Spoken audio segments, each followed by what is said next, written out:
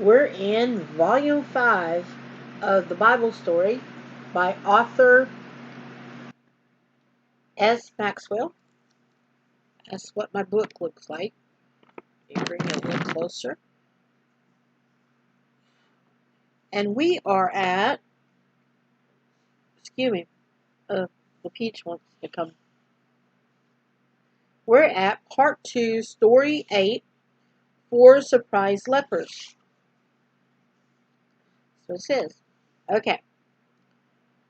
How many months passed before the Syrians forgot Elijah's great kindness to their soldiers?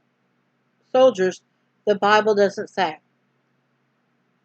But that they did forget is certain, for the next time we know is that beheaded the king of Syria, Benhadad, Benhadad, king of Syria, marched to Samaria and surrounded it.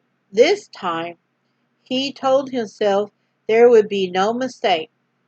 The Syrians would finish off Israel once and for all.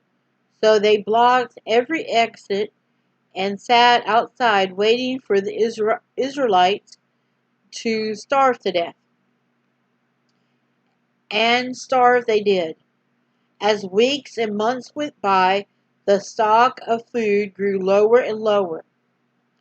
Prices went up and up until a donkey head was sold for 8 pieces of silver, an enormous price.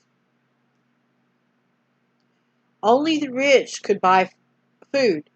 Hundreds of poor died from eating refuse, and even their own children. Never had there been such a famine. It was even worse than the one in the days of Elijah, with a J, when there was no rain for 3.5 years. Elisha, with S, lived through it all and suffered with the people. He knew all the distress had come as a result of the evil course followed by the king. But the king blamed him. Elijah. Sorry. At last, when things had become about as bad as they could get, the king vowed that he would kill Elisha that very day. An executioner was sent to carry out the threat, and the king followed to make sure his command was obeyed. Bar the door, said Elisha. Bar the door, Elisha ordered, when they learned of the plot against his life. Soon there was a loud knocking, but he refused to open. Then he heard a voice of the king himself. He was saying, "This trouble is from the Lord. Why should I wait for the Lord any longer?"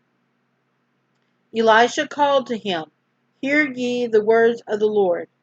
Tomorrow about this time shall a measure of fine flour be sold for a shekel, and 2 measures of barley for a shekel, in the gates of Samaria." "Bah!"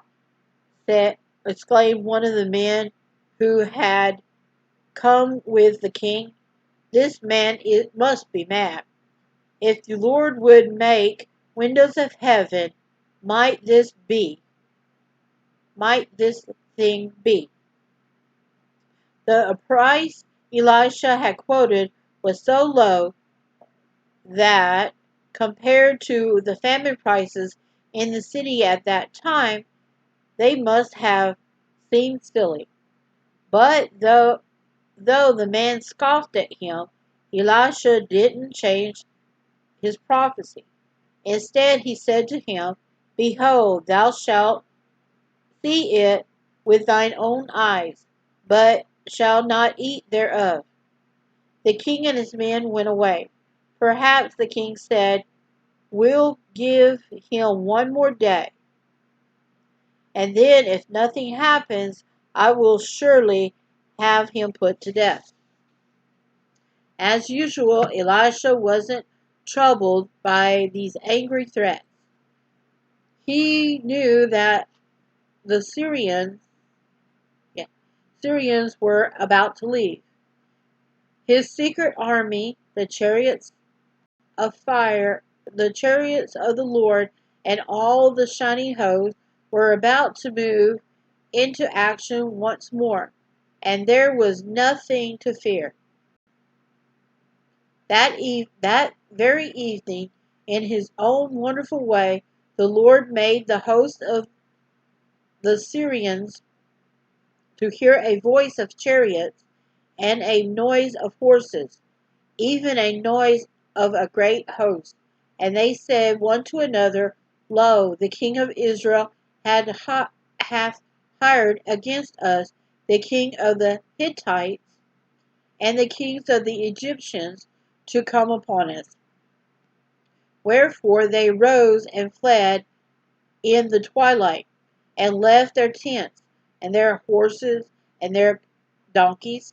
It doesn't say donkeys. Even the camp as it was, and they fled for their lives. The first to discover that the Syrians' host had gone were two lepers who had been slowly dying of hunger outside the gate of Samaria. It so happened that this very day they had said, and show you a picture down at the bottom. That's the illustration in the story. Okay. And it so happened that this day they had said to one another, "We are going to die anyway. Let's go to the Syrians and see if they will give us something to eat." So as twilight fell, they walked over to the Syrian camp and found nobody there. They couldn't believe their eyes. They thought there must have been a mistake. Going from tent to tent, they found the Syrians had left all their valuables behind: money, clothes, all sorts of things, and best of all, food. Heaps and piles of food. What a find! And what a feed! They suffered themselves. Aye, they stuffed themselves with the best of everything. Then they gathered up the silver and gold and garments of all kinds and hid them. By and by their consciences began to trouble them. They felt a bit selfish, enjoying themselves so much while so many people were starving to death inside the city. So they made their way in the dark to the city gate, called the sleepy porter, and told him their amazing story. He called to the other porters, and though it be late at night, they sent word to the king. He was in bed asleep when the news reached him. When he awakened, he didn't know whether to believe it or not. He was sure that even if it was true, it was only a trap the Syrians had set. They were no doubt waiting in the mountains for the Israelites to come out. Then they would pounce upon them. And then it says, somebody suggested that 4 horsemen be sent out to look things over. It seems like a good idea, but they couldn't find 5 horses able to go. So they sent 2. The scouts followed the trail of the Samaritans clear to the Jordan. All the way they found garments and vessels which the Syrians had cast away in their haste. When they got back to Samaria, word spread like wildfire about the empty camp. Soon the poor, starving people were pouring out of the city gates by thousands.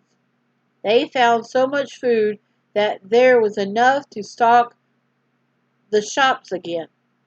Prices dropped so low that a measure of fine flour was sold for a shekel, and 2 measures of barley for a shekel, just as Elisha said.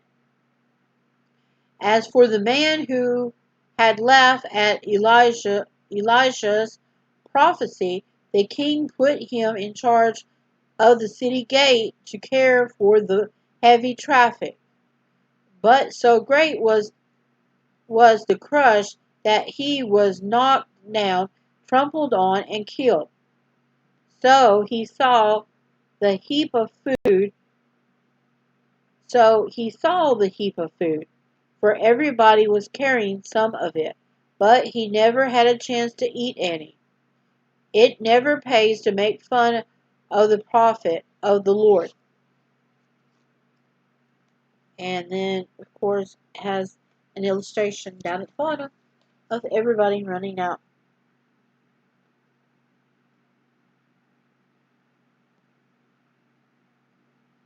And that's what it looks like. And I don't see a little initial or anything in it.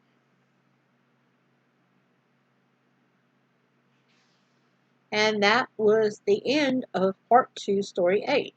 So it's break time, so I'm going to break and then we can start on the next story. So be back in just a second.